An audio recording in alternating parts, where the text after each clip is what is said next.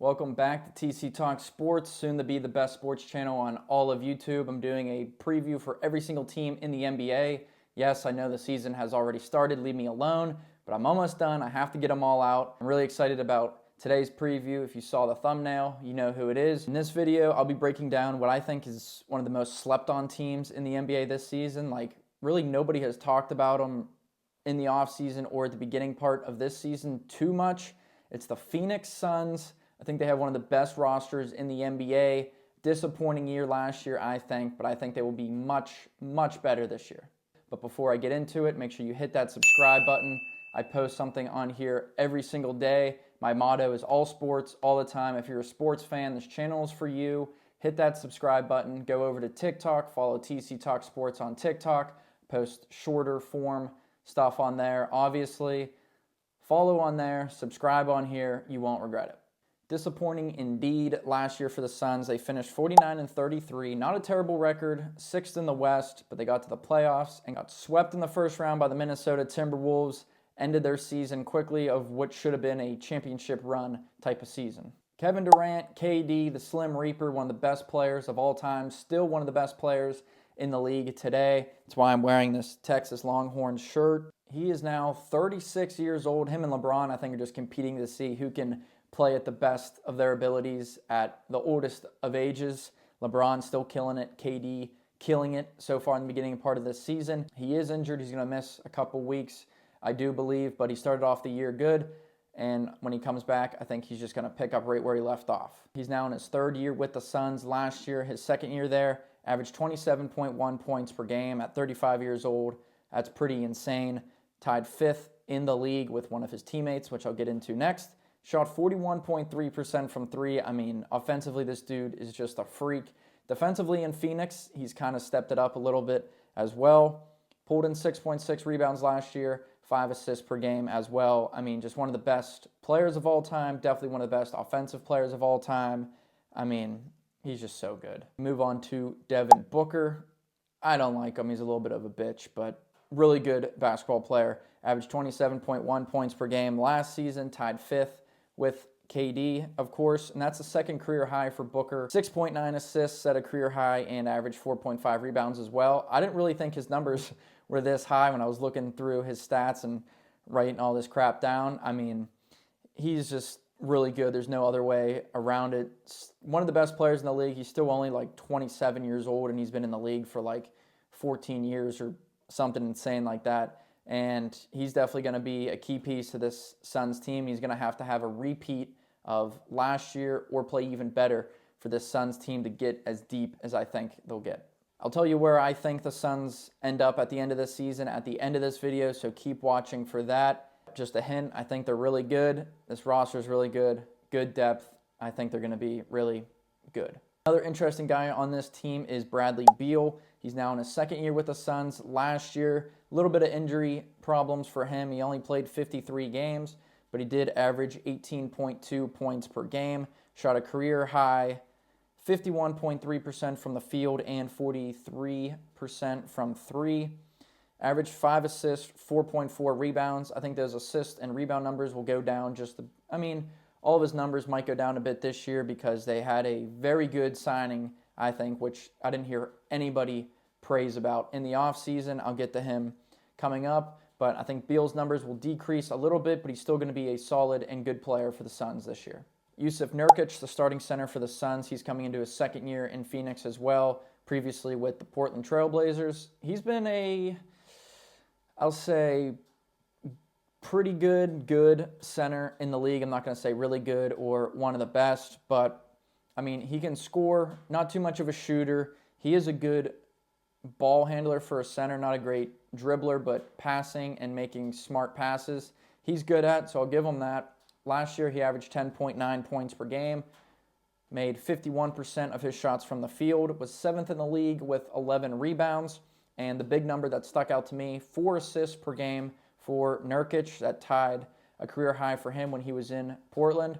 Like I said, not too crazy good of a center, but he's definitely, if teams are looking for centers and want to be competitive right away, He's a good guy to sign, and that's why the Suns did it, because they don't have DeAndre Ayton anymore. So I think he was a good replacement for Ayton.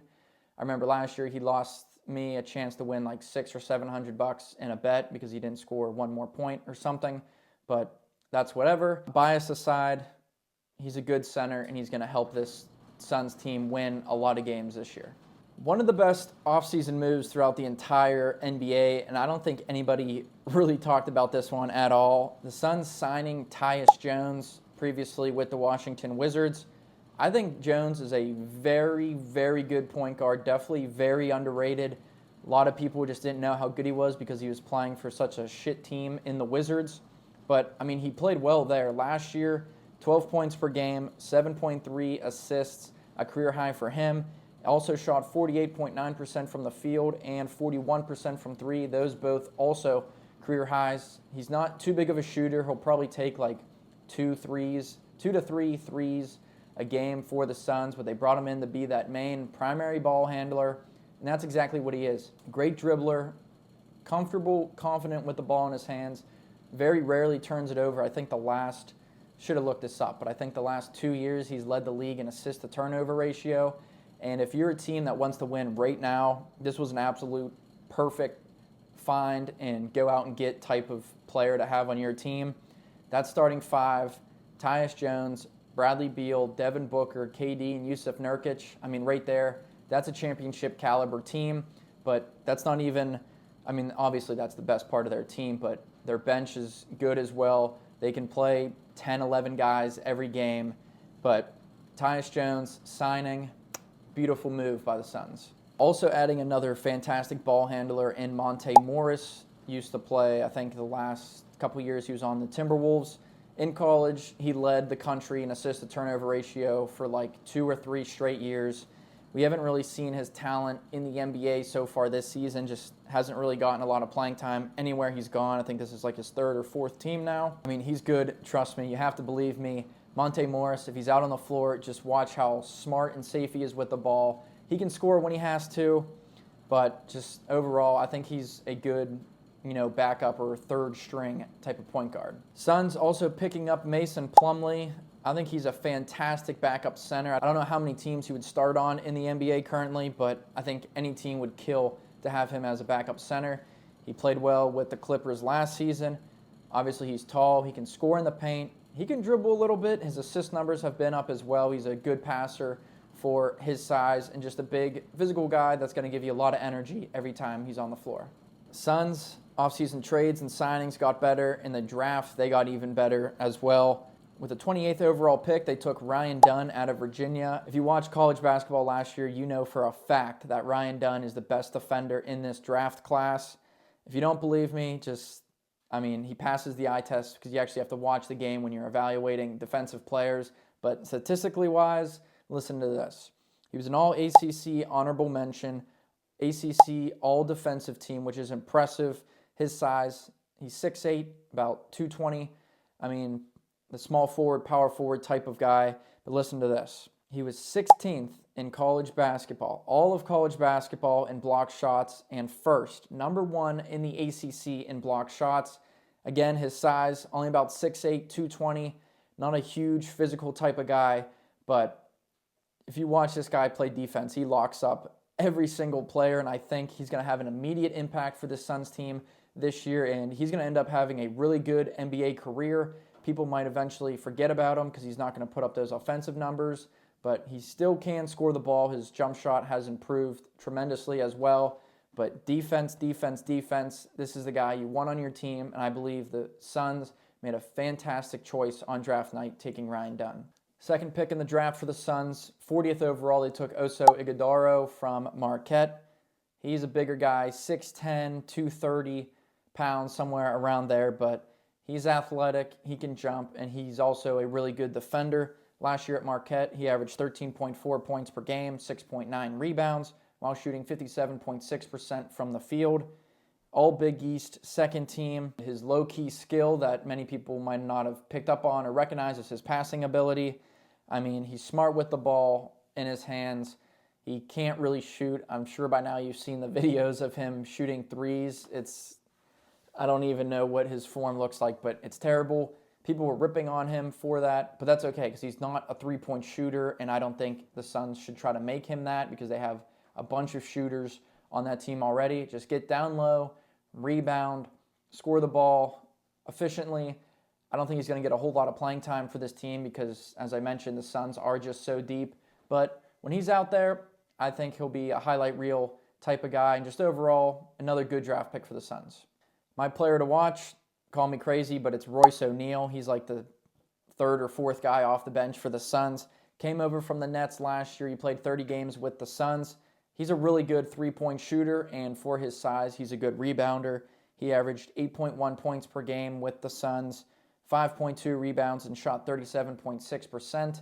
Not a crazy high three-point percent number. I think that's going to be closer to 40% this year, and he's just going to show teams around the league that he is a very good bench player, a good three-point shooter. When Royce O'Neal is on the floor playing for the Phoenix Suns, you have to watch.